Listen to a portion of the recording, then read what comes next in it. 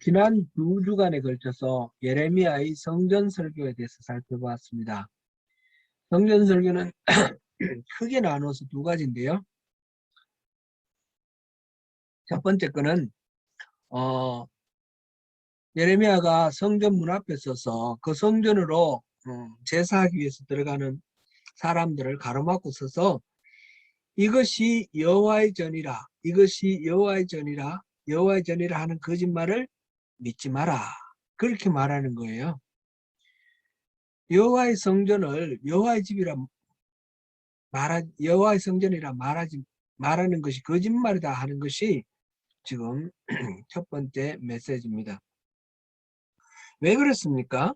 유대인들은 성전이 하나님이 그곳에 계시기 때문에 예루살렘이 멸망하지 않고 유다가 멸망하지 않는다 그러고 모든 민족들하고 다르게 자기들만 선택받은 백성이다 자랑하면서 생각하는 게 바로 성전인데, 그런데 왜 그것이 거짓말입니까?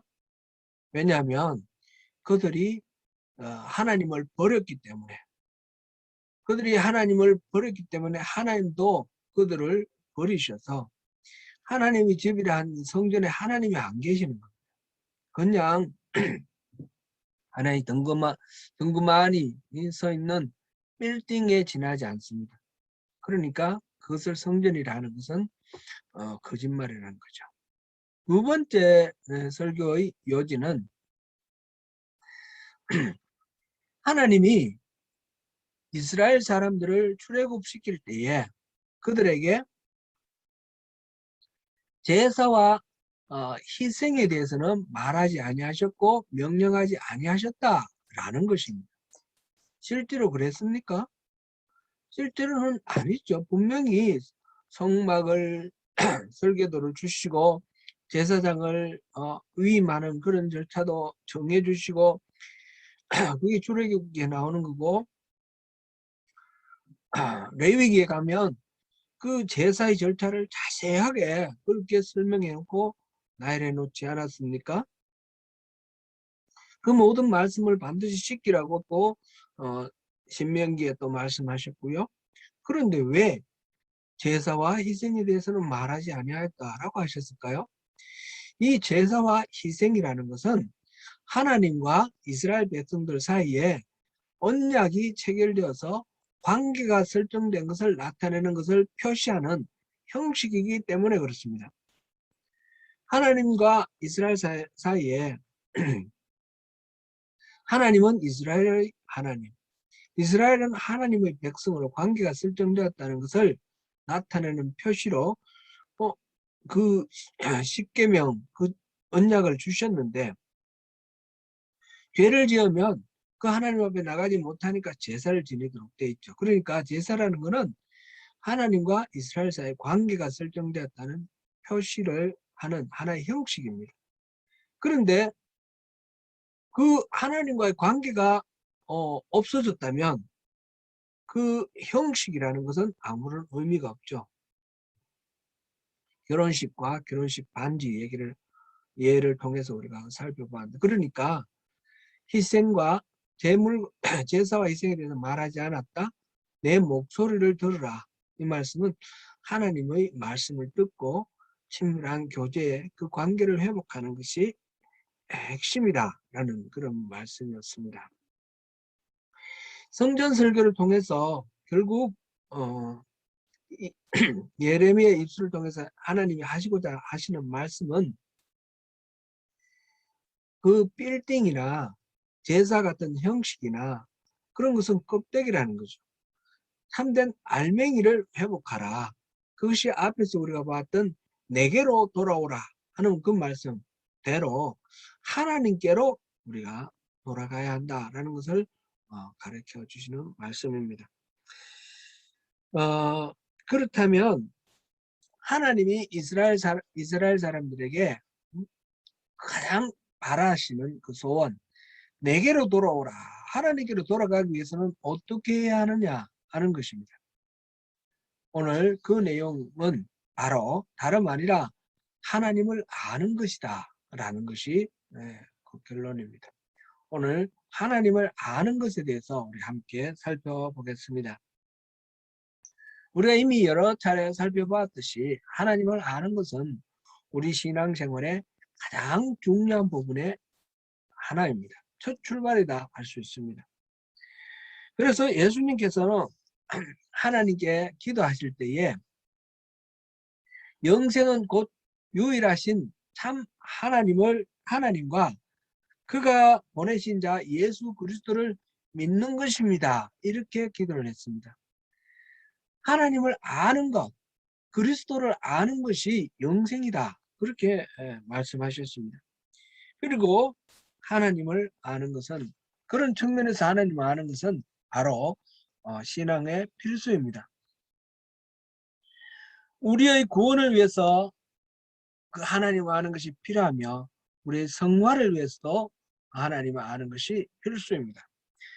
우리가 하나님의 일, 곧 사역을 하는데도 필수이고, 우리가 믿음을 지키는 데도 필수이고, 영적 전쟁에서 승리를 하기 위해서도 이 하나님을 아는 것은 필수입니다.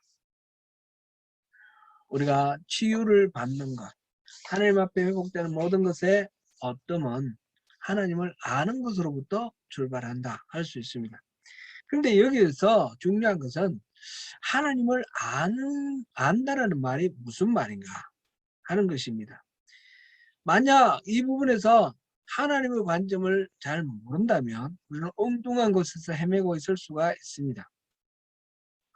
로마서 2장 17절에서 20절을 우리 한번 찾아보시겠습니다. 로마서 2장 17절에서 18절입니다. 17절, 18절, 19절, 20절.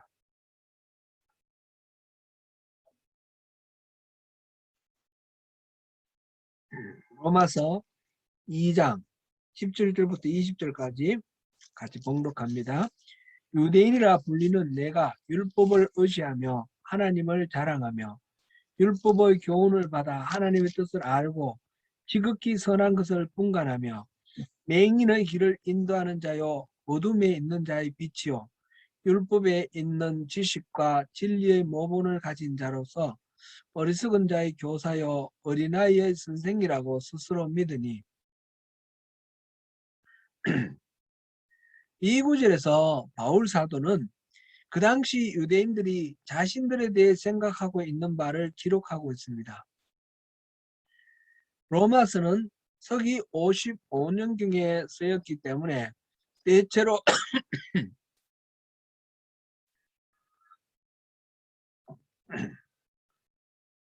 예수님 당시 종교 지도자들이 어떻게 생각하고 있는지를 엿볼 수 있습니다. 당시 유대인들은 스스로 어떤 사람이라 생각했습니까? 율법을 의지하고 하나님 자랑하며 하나님 뜻을 잘 알고, 그래서 맹인을 인도하고 어둠에 갇힌 자들을 이끌어내는 그런 사람, 선생이다, 이렇게 스스로를 생각을 했습니다. 그런데 그렇게 하나님 뜻을 알고 인도하는 자라면 하나님을 아느냐라고 물으면 뭐라고 대답하겠습니까? 두말하면 잔소리죠. 물론이지, 우리가 하나님을 잘 안다 그랬을 겁니다. 이 유대인들에 대한 바울의 이 말씀을 통해서 유대인들은 어떻게 생각하느냐, 스스로 하나님을 잘 안다라고 생각한다 하는 것을 확인했는데, 예수님은 그들에 대해서 뭐라고 평가하는가 우리 보겠습니다.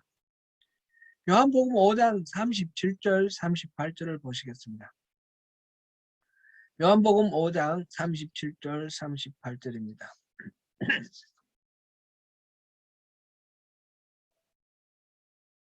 요한복음 5장 37절 38절 같이 읽습니다. 또한 나를 보내신 아버지께서 친히 나를 위하여 증언하셨느니라.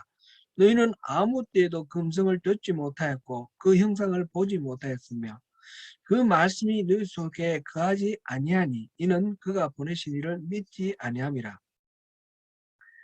예수님이 평가하시는 것은 그들이, 유대인들이 하나님을 안다는 말씀일까요? 모른다는 말씀일까요? 하나님의 음성을 듣지도 못했고 그 형상을 보지도 못했고 그 말씀이 그 안에 있지도 않다 그랬으니까 하나님을 모른다는 뜻이겠죠. 자기들은 스스로 하나님을 잘 안다고 생각했지만 예수님이 평가하실 때 그들은 하나님을 모른다는 것입니다. 하나님을 아는 것과 모르는 것, 이게 뭐 그렇게 중요합니까? 호시아서 4장 6절을 보시겠습니다. 호시아서 4장 6절.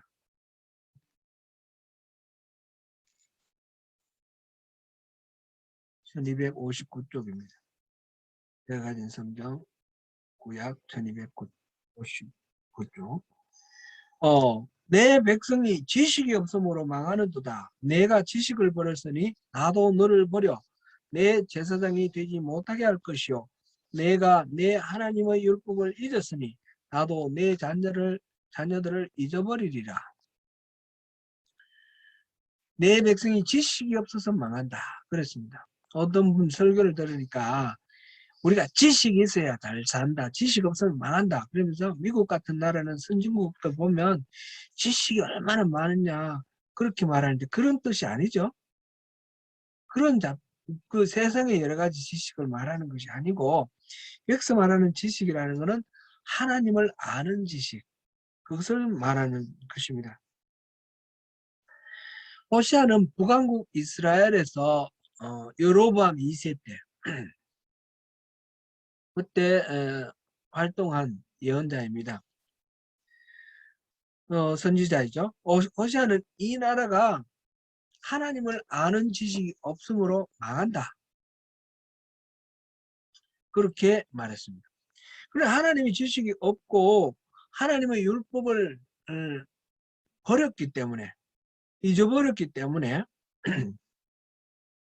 그래서 내 제사장이 되지 못하고 내 자녀들을 내가 돌아보지 않겠다 그랬으니까 하나님의 보호하심 안에 들어가지 못하는 거죠.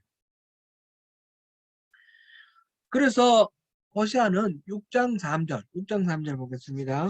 6장 3절 6장 3절에서 앞부분만 절반만 읽는데요. 같이 읽습니다. 그러므로 우리가 여호와를 알자. 임서 여호와를 알자. 아멘. 목매어 호소하는 바 여호와를 알자는 것입니다. 여호와를 알지 못하기 때문에 우리가 망하는데 여호와를 아는 것만이 방법이라는 거죠. 호시아 시대의 이스라엘 사람이나 예수님 당시의 그 유대인이나 그들은 하나님의 말씀에 대해서 잘 알고 있었습니다. 모두들 나름대로 하나님을 알고 있다라고 생각을 했습니다. 그런데 하나님의 관점에서는 그들은 하나님을 알지 못하고 하나님의 말씀 율법을 잊어버렸다. 그렇게 말씀하고 계십니다. 하나님의 그들이 성경을 뭐 거의 외듯이 알고 있으니까 오늘날이나 옛날이나 유대인들은 그렇습니다. 달달 외죠. 그러니까 하나님에 대해 성경에 기록해 놓은 여러 가지 사실들에 대한 지식도 많이 있습니다. 하나님에 관한 지식은 풍부하다라는 것이죠. 하나님이 천지를 창조하신 일, 출애굽하신 일, 뭐 다윗 때의 그 놀라운 발전, 그 모든 것들, 하나님이 일하신 바 모든 것들, 하나님의 성품에 관한 설명들, 이런 것 성경에 기록된 하나님에 관한 정보는 풍부하게 알고 있었습니다. 그러나 그들은 여전히 하나님을 아는 지식은 없다라는 것이죠. 이것이 하나님의 관점입니다. 하나님에 관해서 아는 것과 하나님을 아는 것은 다르다는 말입니다. 하나님에 관한 지식은 하나님을 아는 데는 반드시 필요합니다. 그렇지만 하나님에 관한 지식이 있다고 해서 하나님을 안다라고 말할 수는 없다는 거죠. 하나님에 관한 지식을 바탕으로 해서 하나님과 인격적인 관계를 맺어 나갈 때에 하나님을 안다라고 말할 수 있습니다. 이 안다는 말, 이 히브리 말로는 야다라는 단어를 썼고 이 헬란 말로는 그노스코라는 단어를 썼는데 그 아담과 하와가 그 동침하였다라고 번역된 그 부분이 야다라는 단어였어요. 그리고 그 마리아가 예수님을 잉태하겠다는 수태고지를 받았을 때에 나는 남자를 알지 못하는데 어떻게 잉태합니까? 그렇게 물었을 때 나는 남자를 알지 못한다 했을 때 그 그노스코 그는 이 야다와 같이 친밀한 관계를 맺는 것을 가리키는 그런 단어입니다.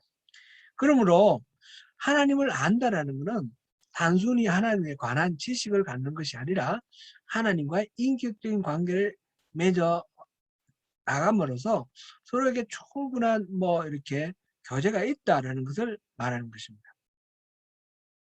이것이 하나님을 개인적으로 알고 인격적으로 아는 것이 바로 신앙의 본질, 하나님을 아는 것입니다.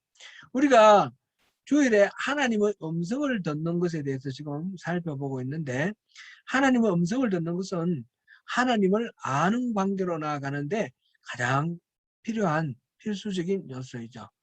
하나님 관한 지식이 그 자체로도 그 지식 그 자체로는 아무것도 아니지만 그것에서 담겨져 있는 하나님의 음성을 또한 들을 수 있습니다.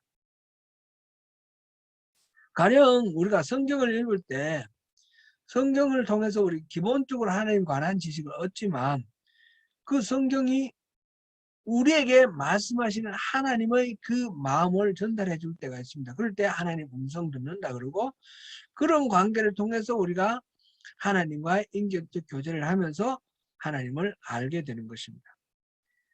다음 주일에 우리가 또 살펴볼 텐데 성경을 읽을 때는 그러므로 단순히 성경에 담겨져 있는 정보만 얻기 위해서 읽는 그런 방식이 아니라 그 정보 안에 담겨져 있는 하나님의 뜻과 하나님의 능력을 덧입어서 내가 변화되는 그런 성경 읽기가 되어야 하는 것입니다. 그래서 reading for information을 위한 reading이 아니라 reading for transformation, 나를 변화시키는 그런 reading이 독서가 되어야 한다라는 것이죠. 그게 성경을 통해서 하나님에 관한 지식만이 아니라 하나님을 아는 지식에까지 도달하기를 우리가 바랄 때에 하는 성경 읽기입니다. 앞에서 본 요한복음 5장 37절에서 38절을 다시 한번 보시겠습니다. 요한복음 5장 37절에서 38절입니다.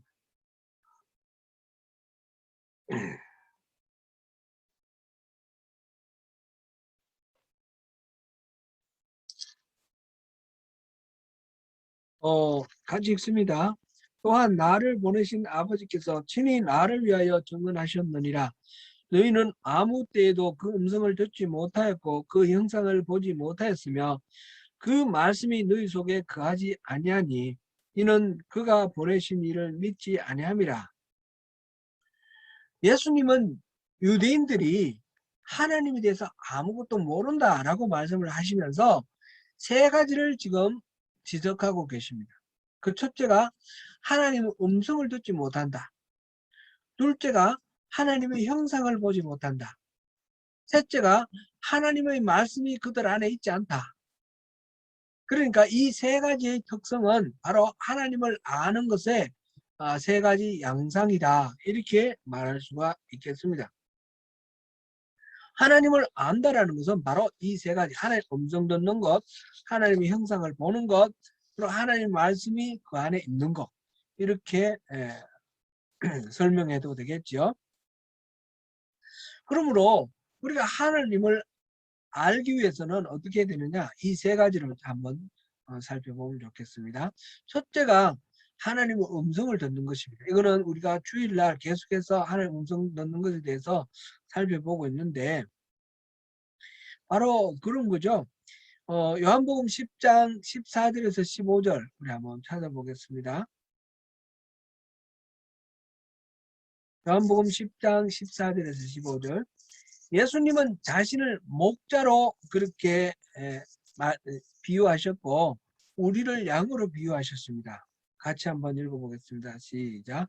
나는 선한 목자라. 나는 내 양을 알고 양도 나를 아는 것이 아버지께서 나를 아시고 내가 아버지를 아는 것 같으니 나는 양을 위하여 목숨을 버리노라.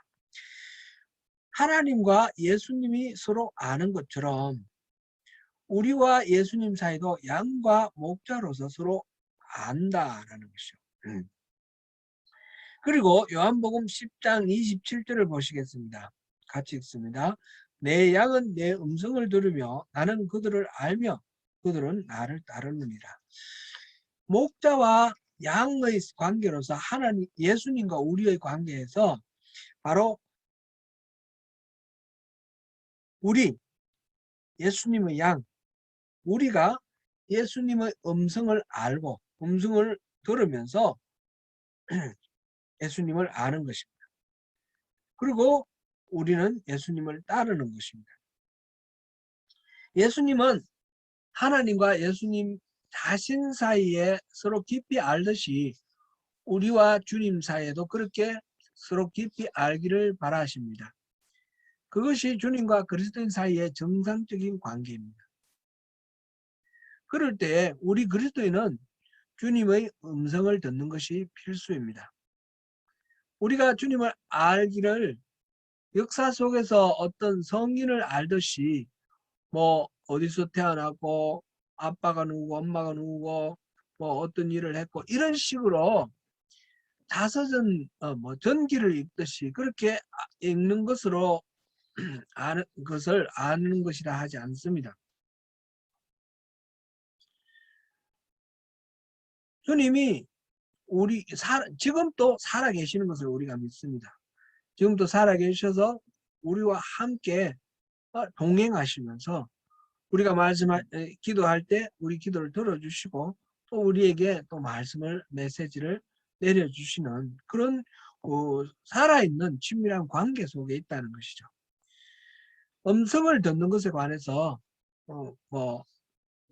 기도하는 것을 통해서 음성 듣는 것을 지난주에 봤고 이번 주에는 우리 성경 읽는 것을 통해서 하나님 음성 듣는 것에 대해서 생각해 볼 것이고 그 다음에는 계속해서 우리가 하나님의 음성 듣는 것에 대해서 몇 가지 더 살펴보겠습니다. 그럴 때에 깊이 또 이렇게 묵상하시면서 하나님의 음성 듣는 것을 삶에 실천하실 수 있도록 이렇게 적용해 보시고 훈련해 보시면 좋겠습니다.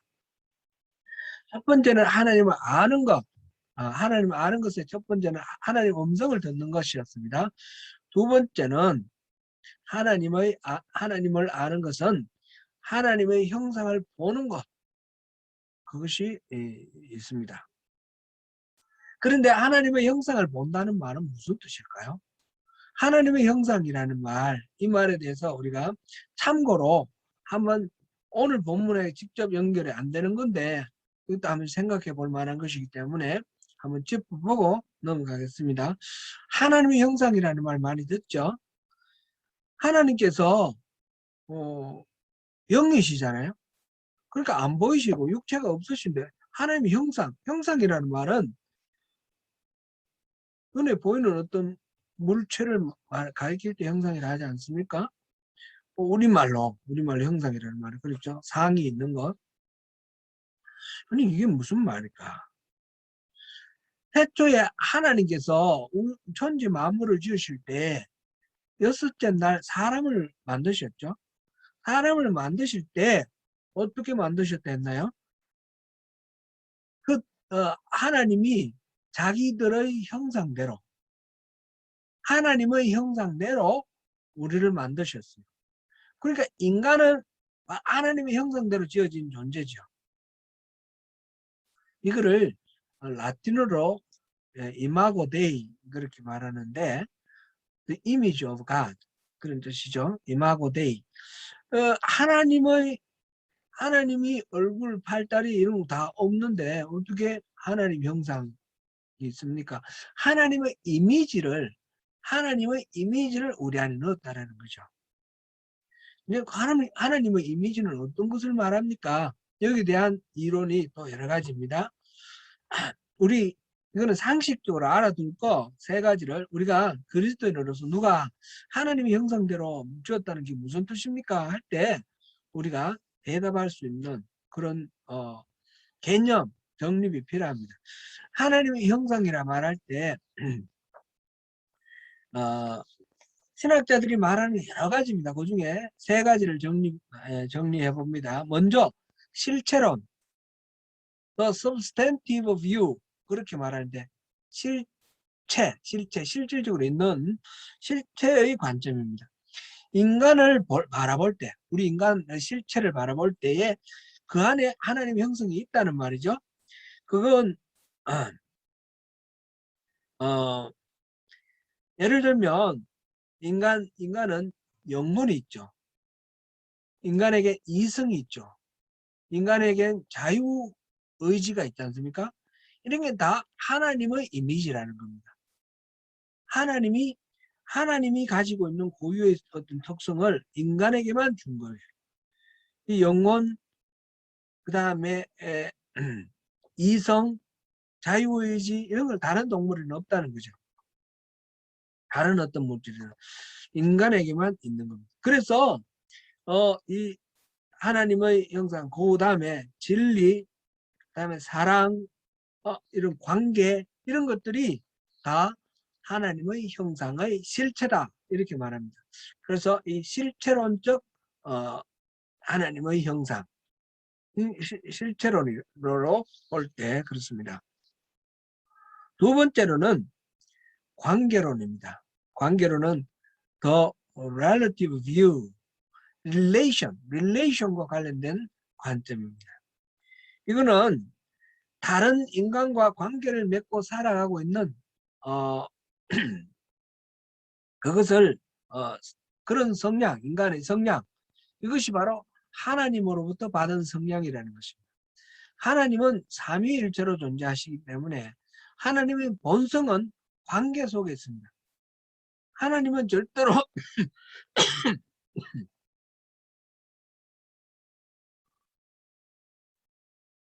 고립되어 있는 독자가 아니시고 삼위일체로 관계 속에 계신다라는 거죠. 인간이 어떻습니까? 인간의 성향은 반드시 관계 속에 있기를 믿는 것이 인간의 성향입니다. 그래서 관계론적으로 우리 인간의 그 특성이 하나님의 이미지를 받아서 그렇다는. 세 번째로는 기능론이라고 합니다. 기능론.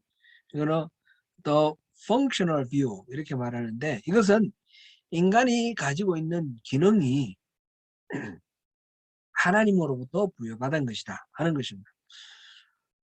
하나님께서 창조하신 이 세상을 통치하시고 다스리실 때 우리 인간에게 그 권한을 맡기셨다는 것입니다. 그래서 이 세상을 통치하고 다스리는 기능, 이것이 바로 하나님의 이미지라는 것입니다. 하나님의 형상에 대한 성경적이고 총체적인 이해는 그러면 어떻게 해야 됩니까? 이 세 가지 중 어느 하나를 강조해서는 안 되는 것 같고요. 이 세 가지를 종합적으로, 총체적으로 그렇게 바라보는 것이 좋겠습니다. 즉, 사람이 하나님의 형상으로 창조되었다라는 말은 사람이 영혼과 이성과 자유의지를 가지고 진리와 사랑과 의와 같은 속성을 두루 갖춘 존재라는 말을 의미합니다. 더 나아가서 사람과 사람 사이에 인격적인 관계를 맺을 수 있는 존재이며 동시에 하나님의 대리 통치자로서 만물을 다스리는 기능을 부여받은 존재다 라는 것이 하나님의 형상에 대한 우리의 이해입니다. 그러면 예수님께서 유대인 종교 지도자들을 향해서 하나님의 형상을 보지 못했다라고 말씀하셨을 때 그때 하나님의 형상이라는 말은 지금 우리가 살펴본 이 하나님의 형상이라는 말하고는 같지 않겠죠. 그런 사람의 특성은 누구나 다 갖고 있잖아요. 그죠? 근데 그게 아니고 하나님의 형상을 보지 못했다라고 말할 때는 다른 의미가 있는 것입니다. 요한복음 14장 8절 9절을 보겠습니다. 요한복음 14장 8절 9절.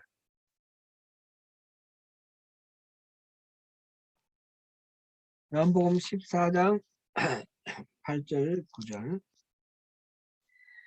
같이 읽습니다. 빌립이 이르되 주여 아버지를 우리에게 보여주옵소서. 그리하면 족하겠나이다. 예수께서 이르시되 빌립아 내가 이렇게 오래 너희와 함께 있으되 네가 나를 알지 못하느냐. 나를 본 자는 아버지를 보았거늘 어찌하여 아버지를 부인하느냐 하느냐. 아멘. 밑에 쭉 내려나 읽어보시면 쭉 연결되는 내용이 바로 그 하나님의 형상을 말합니다. 하나님의 본체를 보는 것을 말합니다.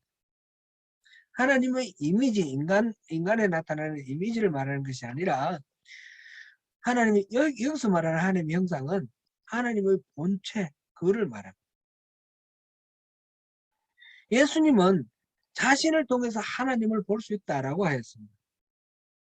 유대인 종교 지도자들은 예수님에게서 하나님의 형상을 보지 못했습니다. 예수님 안에 있는 하나님의 형상과 같은 것, 그런 것들을 보지 못했습니다.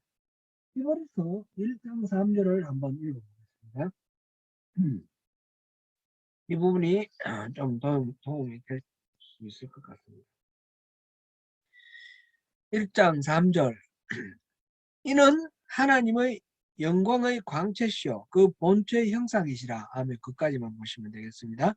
이때 이 인은이라는 말은 그리스도 예수를 가리키는 말이고요.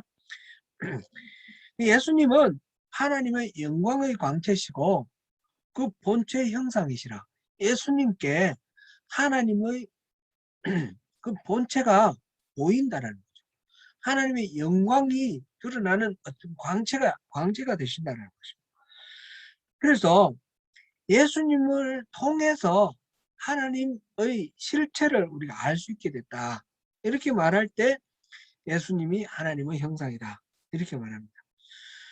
그러니까 예수님께서 이 유대인들에게 하나님의 형상을 보지 못했다. 이 말은 하나님의 실체에 대한 경험이 없다라는 것입니다.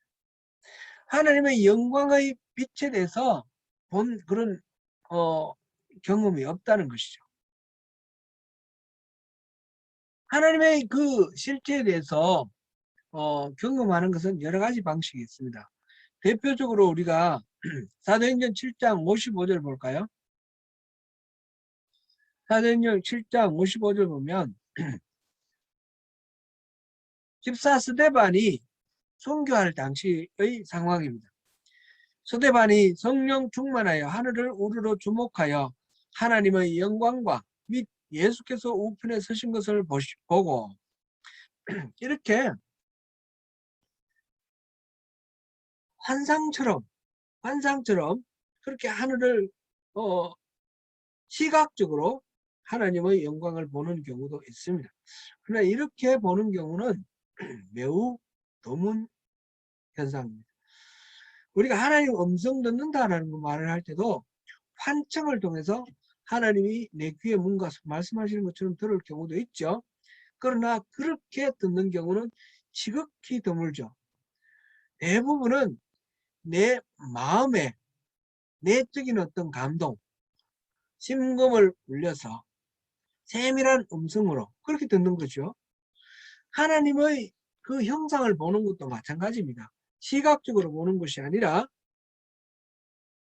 그런 어떤 하나님의 그 영광, 하나님의 그 어미로우심, 하나님의 말로 다 할 수 없는 탁월하심, 이런 것들을 경험하고 체험적으로 감지하는 것, 그런 것을 하나님의 영광을 본다, 하나님의 형성을 본다, 이렇게 말할 수가 있습니다. 그거는 이제 어떤 사건을 통해서 그렇게 볼 수도 있고 어떤 사람을 통해서 그렇게 볼 수도 있습니다. 이렇게 하나님의 형상을 보는 경우가 있고요. 아, 이 일은 틀림없이 하나님 아니면 하실 수 없는 일이야 라고 느낄 때 바로 그럴 때 하나님 형상을 본다라고 말할 수 있겠습니다.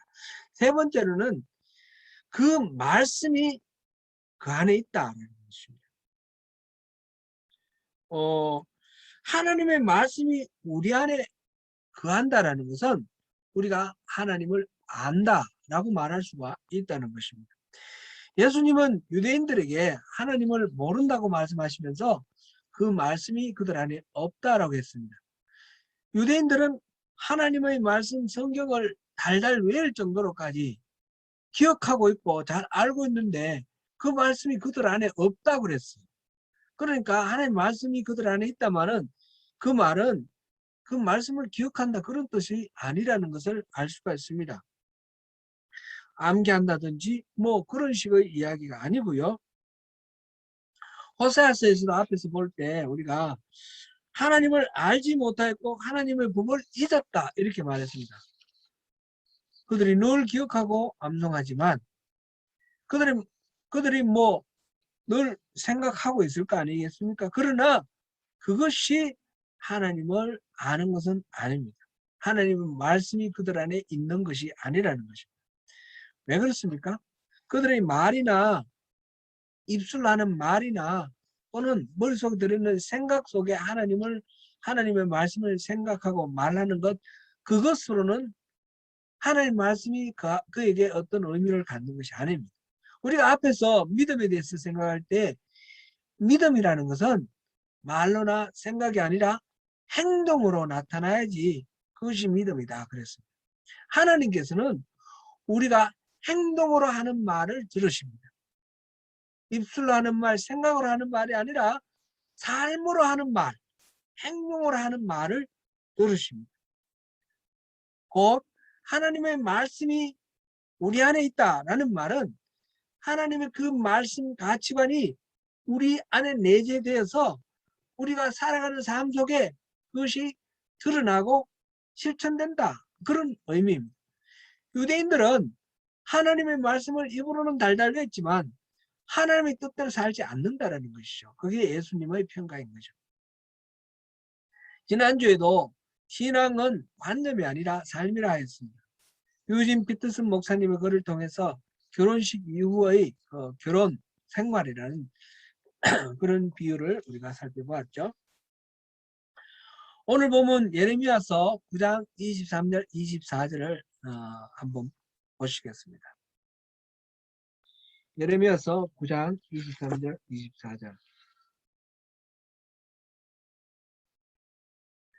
여호와께서 이와 같이 말씀하시되 지혜로운 자는 그의 지혜를 자랑하지 말라. 용사는 그의 용맹을 자랑하지 말라. 부자는 그의 부함을 자랑하지 말라. 자랑하는 자는 이것으로 자랑할지니 곧 명철하여 나를 아는 것과 나 여호와는 사랑과 정의와 공의를 땅에 행하는 자인 줄 깨닫는 것이라. 나는 이 일을 기뻐하노라. 여호와의 말씀이니라. 아멘. 하나님께서 우리에게 요청하시는 바는 너들 인생에 자랑할 것 없다. 지혜 자랑하지 말고 돈 자랑하지 말고 권력 자랑하지 말고 용맹 자랑하지 말고 그런 거 자랑하지 말고 다 아무것도 의미가 내가 지금 기뻐하는 것은 아니다 라고 말씀하셨습니다. 하나님이 기뻐하시는 것은 뭡니까? 하나님을 아는 것. 하나님에 관한 지식이 아니라 하나님과의 인격적 관계 속에서 친밀한 관계를 맺으면서 아는 것. 야다, 그노스코. 그것입니다. 그리고 하나님의 지금 사랑과 정의와 공의를 땅에 행하시는 분이다. 하나님의 성품이 어떤 분이시다라는 걸 아는 것입니다. 이것을 깨달을 때 하나님 기뻐하신다라고 하였습니다. 앞에서 우리가 예레미야가 성전 앞에서 그 설교를 했습니다. 이것을 여호와의 성전이라 여호와의 성전이라 여호와의 성전이라 하는 거짓말을 하지 말라 그래요. 믿지 말라 그랬습니다. 그럼 빌딩으로 하나님이 이곳에 거하신다 믿는 모든 그런 신화, 거짓된 신화, 그것이 중요한 게 아니고 하나님과의 직접적인 친밀한 관계 속에서 하나님이 계셔야 된다라는 것을 말했고, 제사라는, 두 번째로는 제사라는 거, 그걸 통해서 짐승 잡아 바치는 그 제사가 하나님을 사랑하는 것을 표현하는 형식인데, 그 본질인 하나님 사랑하는 건 없고 제사라는 형식만 열심히 하는 것 의미가 없다. 그거 고기 너희들 갖다 먹어라. 그렇게 말씀하셨어요. 그렇게 말씀하시면서 그 앞에서 돌아오라 말씀하셨어요. 우리가 8장 4절에서 내게로 돌아오라 하셨어요.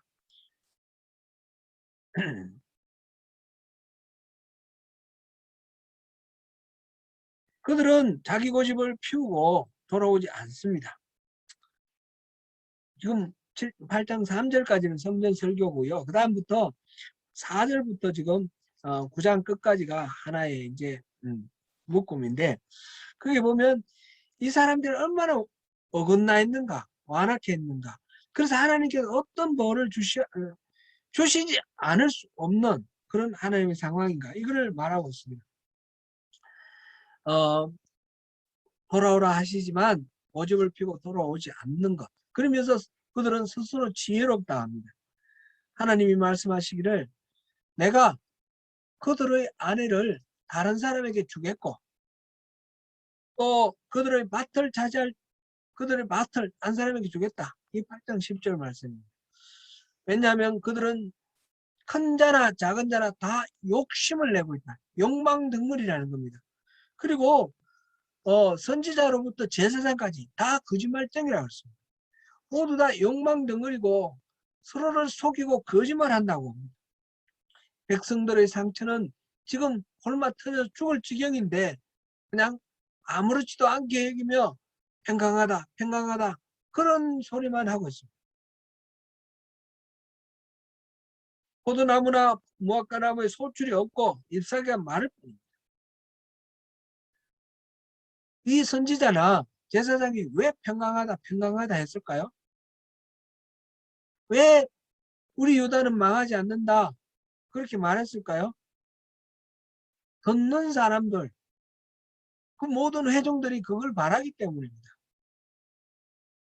예레미야는 이 나라 망한다, 바벨론을 항복하라 그랬는데 모두들 원수처럼 여기며 예레미야를 잡아 죽이려고 합니다. 왜 그랬습니까?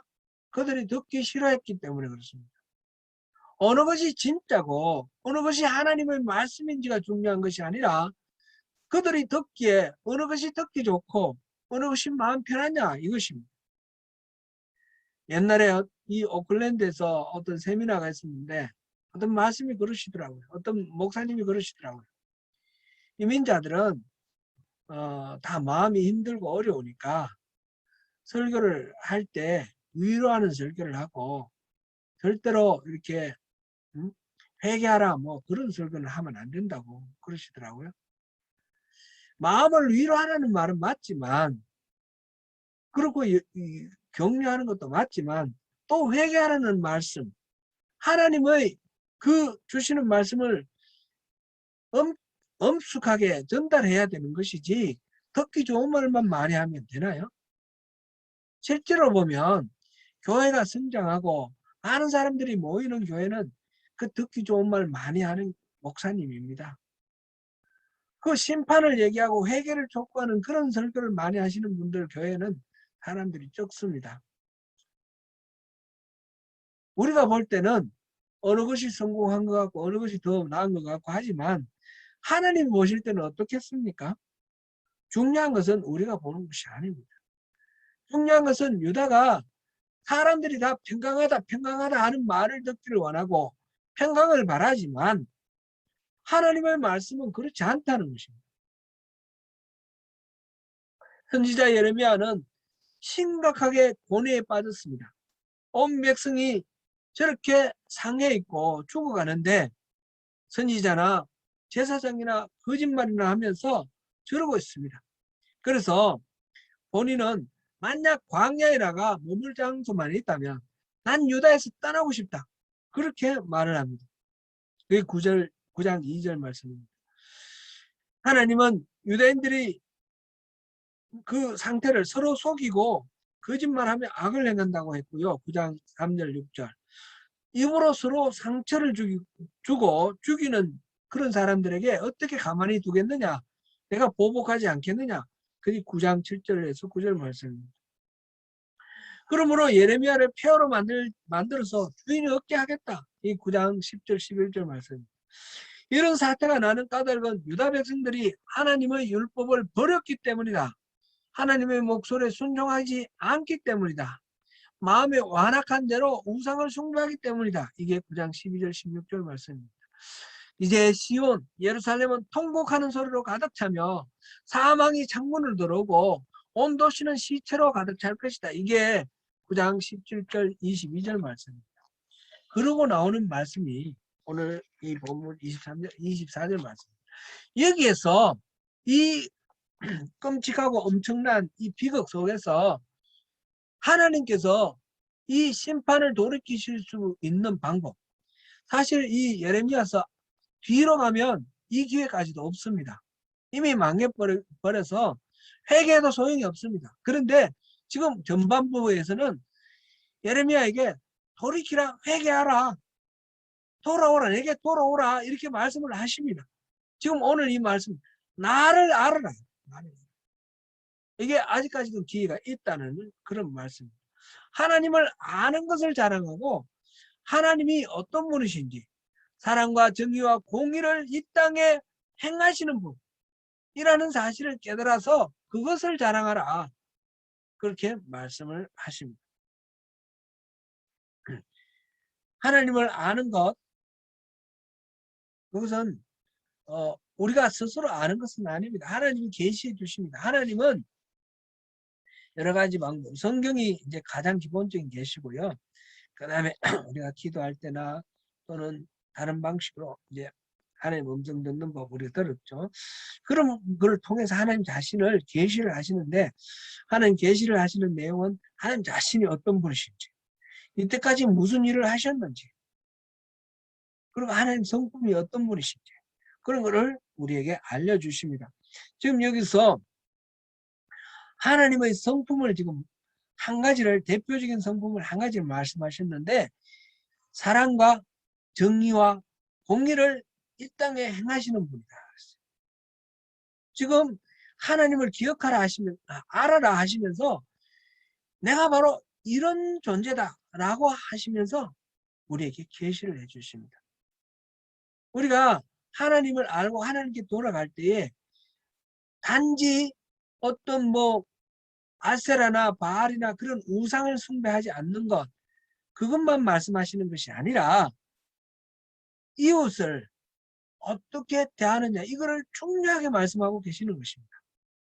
앞에서 돌아오라 말씀하실 때도 그렇고 성전 설교에서도 그랬습니다.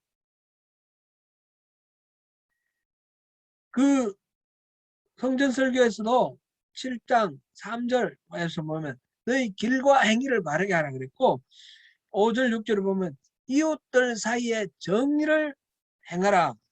이방인과 고아와 과부에게 과부를 압제하지 말라. 그리고 무죄한 자에게 피를 흘리게 하지 마라. 이게 길과 행위를 바르게 하라 라는 이 말씀, 이것은 결국 보면 이 땅 위에 지금 방금 말한 사랑과 정의와 공의가 바로 이웃에게 이웃들 사이에 정의를 행하며 이방인과 고아와 과부를 압제하지 아니하며 무죄한 자의 피를 이곳에 흘리지 아니하며, 이 말을 요약한 말입니다. 정의와 공의와 이웃사랑, 즉 이게 우리가 지난번 봤을 때 사무엘 말씀을 인애라는 말을 봤죠. 인애, 헤세드, 인애. 하나님께서 이 제사와 번제보다도 하나님을 아는 것과 인애, 사랑하는 것을 더 중요하게 여기시고 그것을 기뻐하신다 하셨습니다. 그래서 하나님의 관심은 단순한 종교 행위보다도 더 중요한 것이 바로 하나님의 목소리를 듣고 하나님 뜻대로 사는 것, 그것입니다. 사랑과 정의와 공의. 하나님의, 우리가 이 주기도문에서 우리가 그것을 봤습니다. 하나님의 뜻이 이 땅에 이루어지기를 원합니다. 하나님의 나라가 이 땅에 이루어지기를 원합니다. 이렇게 기도를 하라 했지 않습니까? 그런 기도는 우리가 그렇게 살겠습니다. 그런 우리의 결단을 포함하는 말씀이라 그랬습니다. 곧 그리스도인의 비전서는 곧 하나님의 뜻이 이 땅에 이루어지고 하나님의 나라가 이 땅에 이루어지도록 그렇게 살아가는 것. 그것은 바로 사랑과 정의와 공의를 하나님이 이 땅에 이루시도록, 나를 통해서 이루시도록 하는 것을, 그것임을 우리가 기억하는 것입니다. 예레미야 31장 33절을 보시겠습니다.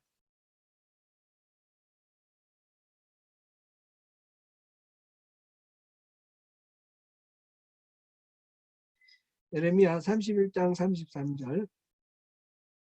그러나 그날 후에 내가 이스라엘 집과 맺을 언약은 이러하니 곧 내가 나의 법을 그들의 속에 두며 그들의 마음에 기록하여 나는 그들의 하나님이 되고 그들은 내 백성이 될 것이라. 여호와의 말이니라. 지금 하나님의 그 율법을 이스라엘 사람들은 문자적으로 이해하고 그것을 실천하는 것으로 이렇게 거쳤기 때문에 하나님을 아는 것도 안 되고 하나님께로 하나님을 잊어버리고 하나님을 떠나는 결과가 되었습니다. 이것을 되돌리고 회복시키는데 하나님께서 말하자면 결단을 하신 것입니다. 결단을 하시는데 그것은 다름 아니라 우리 안에 외면적인 어떤 십계명 같은 돌판에 새긴 그런 계명이 아니라 새로운 언약을 맺을 것인데 그것은 나의 법을 그들의 속에 두며 그들의 마음에 기록하여, 그렇게 해서 하나님은 우리의 하나님 되고 우리는 하나님 백성이 되도록 우리 안에 마음에 새기시고 우리 속에 하나님의 그 언약을 두시겠다는 것입니다. 하나님의 법을. 에스겔 선지자도 비슷하게 표현을 했는데 에스겔 11장 19절 20절 보겠습니다. 내가 그들에게 한 마음을 주고 그 속에 새 영을 주며 그 몸에서 돌 같은 마음을 제거하고 살처럼 부드러운 마음을 주어 내 율례를 지켜 행하게 하리니 그들은 내 백성이 되고 나는 그들의 하나님이 되리라. 여기도 보면 우리 안에 있는 돌같이 딱딱한 굳은 그 마음을 제거하고 무른 마음을 주겠다는 거죠. 이 돌 같은 마음에는 칼이 들어와도 튕겨나가죠. 그런 돌 같은 마음으로는 하나님 말씀 들어도 듣지 못합니다. 그런데 마음을 바꿔주시겠다는 것입니다. 그래서 부드러운 마음을 가지고 하나님 말씀을 지켜 행하겠다 그랬습니다. 이것은 다른 말 아니라 성령의 역사입니다. 주님께서 약속하신 대로 보혜사 성령을 우리에게 보내주셔서 성령님이 우리 안에 들어오셔서 우리 마음이 변화되고 그래서 하나님을 더 깊이 알게 되고 하나님의 성품대로 우리 살아가는 삶을 결단하게 되고 하나님 법이 우리 삶에 나타나게 된다는 것입니다. 이렇게 하면 결과적으로 어떻게 됩니까? 아까 봤던 예레미야 31장 33절 다음에 34절 그들이 다시는 각기 이웃과 형제를 가르쳐 이르기를 너는 여호와를 알라 하지 아니하리니 이는 작은 자로부터 큰 자까지 다 나를 알기 때문이라. 우리 안에 성령님이 오시고 성령님이 지혜와 계시형을 우리에게 허락하셔서 우리가 하나님을 알게 되면 하나님 음성 듣고 하나님의 형상 보고 하나님 말씀을 우리 안에 두어서 우리 삶이 하나님 말씀대로 살아가는 그런 삶이 될 때에 그럴 때는 누가 하나님 알으라 뭐 그런 말 할 필요가 없는 거죠. 하나님과 깊은 교제가 이루어지는 것이죠. 오늘 본문에서 가장 중요한 건 하나님을 아는 것, 하나님 성품대로 살아가는 것. 그것이 지금 하나님이 우리에게 요청하시는 가장 기뻐하시는 그런 그리스도인의 삶이라는 것입니다. 사랑하는 성도 여러분, 우리가 자랑할 것은 하나님을 아는 것과 하나님의 성품이 우리 안에 내면화되고 삶에서 나타나는 것입니다. 다른 것 자랑할 것 하나도 없다는 것입니다. 오늘도 하나님의 그 음성에 귀를 기울이시고 하나님의 형상을 사모하며 하나님의 말씀대로 살아가시는 가운데 승리하시는 저와 여러분 되시기를 축원합니다. 기도하겠습니다.